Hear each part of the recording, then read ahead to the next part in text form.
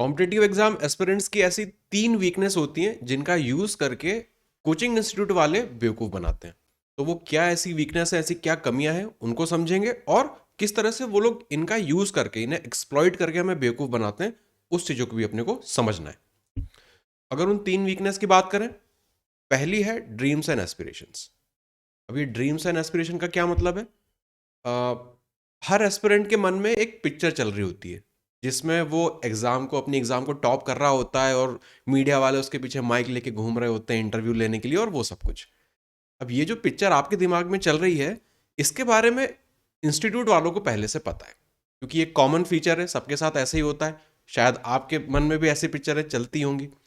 तो इन ड्रीम्स और एस्पिरेशंस को लेके वो लोग क्या करते हैं, अपने कंटेंट को या अपने कोर्स को इस तरह से आपके सामने प्रेजेंट करते हैं, इस तरह से मार्केटिंग उसकी करते हैं। फॉर एग्जांपल, आपको देखने को मिलेगा कि 200 में से 200 स्कोर करने के आजकल ये शिगुफे छोड़े जा रहे हैं कि आप ये कोर्स ले लो, आपको 200 में से 200 स्कोर करने को मिलेगा, ये हो जाएगा, वो हो जाएगा, सब कुछ। अब यहाँ पे एक चीज हम लोग भूल जाते हैं कि क्यों 200 में से 200 हमको चाहिए। जो एग्जाम हम दे रहे हैं उसमें 200 ही क्यों, 190 से भी तो सिलेक्शन हो रहा है, 180 से भी सिलेक्शन हो रहा है, 175 लाने पे भी सिलेक्शन हो रहा है। तो क्यों हम इस 200 के पीछे भाग रहे हैं? इस 200 के पीछे हम इसलिए भाग रहे हैं क्योंकि हमारे टॉप करने के सपने हैं, हमको बिल्कुल बेस्ट चाहिए, रैंक 1 चाहिए, ये सब कुछ चाहिए। इसके लिए हम अपने माइंड पे प्रेशर डालते जाते हैं। उस प्रेशर के डालने से कई और प्रॉब्लम्स क्रिएट होती हैं। उसको थोड़ी देर देर में डिस्कस करते हैं। अब ये 200 का जो सपना है, बेसिकली आपका सपना वो आप ही को बेच रहे होते हैं। अब ये 200 चाहिए तो क्या, कैसे करेंगे? तो नेचुरल क्वेश्चन उठता है या फिर एक नेचुरल इंक्लिनेशन आपका होता है कि यार, best coaching, best institute, best sir, best madam, best book, best ये, बेस्ट वो। फिर आप बेस्ट के पीछे भागना शुरू करते हो। तो ये बेस्ट क्या है? कोई मापदंड है क्या इसका? कोई है ऐसा पैरामीटर जिसके हिसाब से आप डिसाइड कर पाओ कि ये चीज़ बेस्ट है या वो चीज़ बेस्ट है? ऐसा कुछ कुछ नहीं है। जो भी अपना कोर्स बनाता है वो, या बुक बनाता है या मॉक टेस्ट बनाता है, वो उसको बेस्ट ही बोल देता है। उसमें कोई प्रॉब्लम नहीं कि वो उसको बेस्ट बोलता है। पर आप चूंकि मार्केट में जा रहे हैं कोई चीज़ परचेस करने, तो ये चीज़ आपके माइंड में तो होनी चाहिए कि यार बेस्ट है तो कैसे है। यहाँ पे एक चीज़ और आगे बढ़ के आती है कि फिर बेस्ट के चक्कर में आप लोग ये ढूंढते हो कि यार फेमस कोचिंग कौन सी है। तो सब लोग इस बेस्ट के कारण नेक्स्ट भागते हैं फेमस की तरफ कि यार फेमस है, बहुत लोग बात कर रहे हैं तो अच्छा ही होगा, है ना, फेमस है तो बेस्ट ही होगा। ये आपने एक एजम्पशन डाल लिया अपने दिमाग में। अब आप चले गए फेमस इंस्टीट्यूट में कोचिंग लेने के लिए। आपने कोर्स परचेस कर लिया, सब कुछ कर लिया। अब वहां पे जब आप गए तो आपने देखा कि यार 10,000 बच्चे पढ़ रहे हैं आपके साथ। 10,000 बच्चे पढ़ रहे हैं आपके साथ। 10,000। अभी परसों एक स्टूडेंट का मेरे पास कॉल आया, तो वो मुझसे कहता है कि भैया मैंने XYZ कोचिंग का मैंने कोर्स मटेरियल बाय किया था, अब उसके डाउट सॉल्व करने में प्रॉब्लम आ रही है, आप करा दोगे क्या? तो मैंने उससे पूछा कि जब आपने उनका कोर्स परचेस किया है तो उसमें उन्होंने डाउट सेशन भी रखा ही होगा, आप उनकी हेल्प क्यों नहीं लेते? तो वो कहता है कि हमारा नंबर ही नहीं आता वहाँ तक पहुँच पाने का कि अपने डाउट हम सॉल्व करा पाएँ। इमेजिन करो कि आप कोचिंग में पैसे भी दे दिए, सब कुछ आपने कर लिया, साल भर का आपने उनको पैसे एकमुश्त आपने दे दिए, अब नंबर ही नहीं आ रहा कि आप अपने डाउट को वहाँ पे सॉल्व भी करवा पाओ। तो वही स्टूडेंट मुझे बता रहा था कि हफ्ते में 1 से 2 दिन वो 1 से 2 बार वो डाउट सेशन को रखते हैं। अब उस डाउट सेशन में इतने लोग पार्टिसिपेट करते हैं, सबके ऑब्वियस सी बात है, जब आप कोई चीज़ की प्रिपरेशन करेंगे तो डाउट्स तो आपके डेली आएंगे। तो अब हफ्ते में 1 या 2 दिन डाउट सेशन कराने पे कैसे वो सारे सॉल्व हो सकते हैं? तो बन गए आप बेसिकली क्या, एक भीड़ का हिस्सा। अब उस भीड़ का हिस्सा बनने से प्रॉब्लम क्या क्रिएट होती है? एक चीज आप और देखो, 10,000 बच्चे हैं अगर वहां पे, तो सिलेक्ट कितने होंगे उसमें से? 10, 20, 30, 50, 100। अब अगर 10 भी अगर सिलेक्ट हो रहे हैं तो कितने सिलेक्ट नहीं हो पा रहे हैं? 9,990। 9,990 स्टूडेंट सिलेक्ट नहीं भी तो हो रहे हैं। तो आप जो बेस्ट की तरफ जा रहे हो, आप जो फेमस को देख रहे हो, आपको वहां की ये वाली पिक्चर तो नहीं दिखाई जा रही है कि 10 वहां पे जब जितने 100, 10 जो भी हैं वो सिलेक्ट हो रहे हैं, तो उसमें से फेल कितने सारे हो रहे हैं?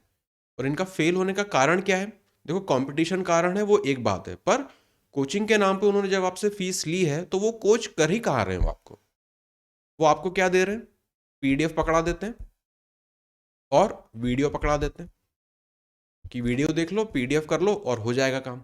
अब यहां से और यहां पे जो डाउट आएगा वो कहां जाएगा? वो तो हो ही नहीं पा रहा है आपका, क्योंकि आप एक ऐसी भीड़ का हिस्सा बन गए हैं, एक ऐसी भीड़ का हिस्सा बन गए हैं जहां पे उस टीचर को पता ही नहीं है कि आप वहां उसकी कोचिंग में पढ़ते भी हैं। तो ऐसी जगह पढ़ने का क्या फायदा है? दूसरा, जो भी कंटेंट है वो किसी का एक्सक्लूसिव तो है नहीं कि बहुत खास जादुई कंटेंट है किसी के पास को उसी को पढ़ लेने से हो जाता है ना? एग्जाम्पल यहीं पे देखो, फेमस कोचिंग है, बहुत कम पास हो रहे हैं, बहुत सारे फेल भी हो रहे हैं। तो कोई बड़ी सिटी है, बड़ा कोचिंग है, वहां पे बहुत सारे पैसे दे के फीस भर के कोई बच्चे पढ़ रहे हैं, उसमें से कुछ पास हो रहे हैं, बहुत सारे फेल हो रहे हैं। कोई छोटा सा कस्बा है, छोटी सी कोचिंग है, वहां पे कुछ बच्चे पढ़ रहे हैं, वहां से भी कुछ पास हो रहे हैं, फेल वहां पे भी बहुत सारे हो, लेकिन वहां से भी पास होके आ रहे हैं। तो कंटेंट यहाँ पे इंपॉर्टेंट अब नहीं रह गया है। कंटेंट सबके पास एक जैसा है, कोई भी टीचर का आप कंटेंट उठा के देखो, सब कुछ एक जैसा है। तो कंटेंट की क्वालिटी वगैरह के पीछे आपको नहीं भागना है, वो सब कुछ अक्रॉस द बोर्ड सेम हो चुका है। तो ये बात हुई ड्रीम्स और एस्पिरेशंस की, है ना, कि आपको टॉप करने वाला जो आपका सपना था उसको कैसे यूज करके आप फंसते हो वहां पे। अब ये 200 में से 200 टारगेट करने के लिए क्या होता है? आप वापस अपने माइंड पे प्रेशर डाल रहे होते हो। जब प्रेशर डाल रहे होते हो, मॉक टेस्ट वगैरह देते हो, उसमें आते हैं 100, 110, 120 नंबर, तो आप आते हो टेंशन में, है ना? एक डर बैठ जाता है मन में कि यार हो क्यों नहीं रहा है, कैसे करूं, क्या करूं। तो नेक्स्ट आपकी जो कमी है या वीकनेस कह सकते हैं, वो हो गई फियर, डर। एक डर है मन में कि यार हो नहीं पा रहा है, कैसे करें, एग्जाम क्लियर होगी कि नहीं होगी, अनसर्टेनिटीज हैं बहुत सारी एग्जाम को लेके। तो वो सारी आ गई फियर आपके माइंड में। और फियर होगा, फियर से भागा नहीं जा सकता है, लेकिन फियर इतना भी बड़ा नहीं होना चाहिए कि कोई दूसरा उसका फायदा उठा के हमें बेवकूफ बनाने लगे। तो फियर को किस तरह से आप देख सकते हैं? बहुत सारे यूट्यूब वगैरह में आपको देखने को भी मिलेगा, अगर ये वीडियो नहीं देखी तो पछताओगे, ये देख लो सब कुछ हो जाएगा, ये सब कुछ। तो ये हो क्या रहा है? आपको डराने की कोशिश हो रही है, यार अगर ये नहीं देखा तो नहीं हो पाएगा, अरे अगर इसको देख लो ये हो जाएगा, ऐसा कर लो वैसा कर लो। तो फियर चल रहा है, फियर चल रहा है। पहले 200 में से 200 का आपके ऊपर प्रेशर डाला गया, अब आप फियर में आए, परेशान हुए, अब आपको नई तरीके से बेवकूफ बनाने की प्रोसेस शुरू हो गई। तीसरा इसी में देखें, लेजीनेस। स्टूडेंट्स का एक जनरल एट्रीब्यूट जैसा हो गया है कि मेहनत नहीं करना चाहते, उनको शॉर्टकट चाहिए कि कैसे कोई शॉर्टकट तरीका अपना के कम मेहनत में वो एग्जाम्स को क्लियर कर पाए। तो ये हो गया लेजीनेस। मेहनत कश नहीं है, कम मतलब अ, आसानी से कोई चीज़ पा लेने की वो ख्वाहिश रखते हैं। अब यहाँ पे इस कैटेगरी, ये बड़ी प्राइम कैटेगरी है, क्योंकि यहाँ पे बेवकूफ़ बनाने के बहुत तरीके हैं और ये कंपैरेटिवली ईजी है बनाना, क्योंकि ये बहुत कॉमन एट्रीब्यूट है सारे एस्पिरेंट्स में। अब यहाँ पे क्या दिखता है कि बस आप हमारी कोर्स की पीडीएफ हल कर लो, वीडियो देख लो, इसके अलावा आपको कुछ नहीं करना पड़ेगा, इसके अलावा आपको कुछ नहीं करना पड़ेगा। कैसे भैया, क्यों नहीं करना पड़ेगा? आपके चाचा कोई क्या टीसीएस में एग्जाम सेटर हैं क्या? क्या आप बता सकते हो कि बस इतना ही आएगा और कुछ नहीं आएगा उसमें से? या फिर टीसीएस आपकी पीडीएफ खोल के उसमें से क्वेश्चंस बनाती है, एग्जाम सेट करती है? तो ये तो बहुत इलॉजिकल सी बात है। पर ये ऐसा क्यों आ रहा है? लेजीनेस की वजह से। किसकी लेजीनेस की वजह से? आप लोगों की, एस्पिरेंट्स की, कि आप मेहनत नहीं करना चाहते हो। तो आप सोचते हो यार छोटे से छोटा रूट क्या ले लूं, कि बस एक कोर्स ले लो, उसी को वीडियो देख लो, उसका पीडीएफ सॉल्व कर लो, हो गया। तो ऐसा नहीं हो पाता है। लेजी हैं अगर आप, तो बहुत मुश्किल है फिर, है ना, बहुत मुश्किल है फिर कॉम्पिटिटिव एग्जाम्स को क्लियर कर पाना। तो लेजीनेस ये कोचिंग इंस्टीट्यूट को हेल्प करती है उल्टा आपको बेवकूफ बनाने के लिए। फिर हमारे कोर्स से बाहर आपको कुछ, आप हमारे कोर्स से बाहर कुछ नहीं आएगा। सेम लॉजिक भाई, कैसे नहीं आएगा? कोर्स कभी कोई 100% एसएससी कंप्लायंट कोर्स तो कुछ होता नहीं है। उन्होंने जो एक अपना सिलेबस दिया है, उस सिलेबस के अकॉर्डिंगली जो भी टीचर्स होते हैं, इंस्टीट्यूट होते हैं, वो पढ़ाते हैं, तो वो अपना बेस्ट देते हैं जो भी उनको लगता है उनके हिसाब से। पर वो उससे बाहर कैसे नहीं आ सकता? 2017 की एग्जाम उठा के देख लो, है ना, सारे आपके कोर्स वगैरह सब फेल हो गए थे। 18 में फिर आपकी सारी चीज़ें फेल हो गई थी। तो एग्जामिनर जो होता है या फिर जो भी आपकी एग्जाम कंडक्टिंग बॉडी है, वो वो वहाँ पे बहुत सब्जेक्ट एक्सपर्ट्स बैठते हैं, तो आप उनको ऐसे बेवकूफ़ नहीं बना सकते हैं, है ना? तो ये सब फालतू की बातें हैं, ये सब जो लेजी स्टूडेंट्स हैं उनको फंसाने की ट्रिक्स हैं ये सब कुछ। फिर बस ये वीडियो देख लो, सिलेक्शन पक्का। यूट्यूब पे तमाम ये सब कचरा भरा पड़ा मिल जाता है कि बस ये वीडियो देख लो, सिलेक्शन पक्का, खासकर एग्जाम से पहले कि ये रिवाइज करके चले जाओ, वो करके चले जाओ। यार लास्ट मोमेंट के भरोसे अगर आप बैठे हो तो फिर कैसे हो पाएगा? हाँ, कोई वीडियो देख लेने से, कुछ पीडीएफ पढ़ लेने से इससे कोई सिलेक्शन हो रहे होते तो लोग क्यों इतनी मेहनत कर रहे होते? तो ये सब इलॉजिकल बातें, ये सब इलॉजिकल बातें। और ये क्यों इतनी प्रचलन में है? क्योंकि कोचिंग इंस्टीट्यूट्स को पता है कि बच्चे जो हैं वो लेजी हैं, वो मेहनत नहीं करना चाहते, वो कम मेहनत में चीज़ें पा लेना चाहते हैं, उनको एग्ज़ाम क्रैक भी करनी है, टॉप भी करनी है और मेहनत भी नहीं करनी है। तो ये तो बड़ा कुछ बैठ नहीं रहा ना सिस्टम, ऐसे तो नहीं हो पाएगा। तो ये सब चीज़ें आपको संभलनी पड़ेगी कि यार देखो, लेजीनेस नहीं चलेगा। अगर आपने कॉम्पिटिटिव एग्ज़ाम को टारगेट किया है तो आप लेजी तो नहीं हो सकते। दूसरा, फियर, ठीक है, थोड़ा फियर होगा, सबके मन में होता है, पर उसको इतना भी बड़ा नहीं बना लेना है कि उसकी वजह से दूसरी प्रॉब्लम्स क्रिएट होने लगे। दूसरा, आपके जो ड्रीम्स और एस्पिरेंट्स हैं, आप एस्पिरेशंस हैं, उनको थोड़ा सा आपको काबू में रखना है। ऐसा ड्रीम या ऐसा आपको एक एम या आपको वो नहीं बना लेना है जो आपको परेशान कर दे। मतलब सिलेक्शन, ये 200 में से 200 टारगेट के चक्कर में ना टीयर 1 भी क्लियर नहीं हो पाएगी फिर। तो ऐसी प्रॉब्लम्स अपने को अपने लिए ही क्रिएट नहीं करनी है। इसलिए कोचिंग का जो भी आप सिलेक्शन करें, बहुत ध्यान से करें। कोचिंग क्या है? देखो, कोचिंग क्यों करते हैं, कोचिंग से क्या मिलता है? कोचिंग आप कोई वीडियो लेने के लिए नहीं करते हैं, कोई आप पीडीएफ पा लेने के लिए नहीं करते हैं।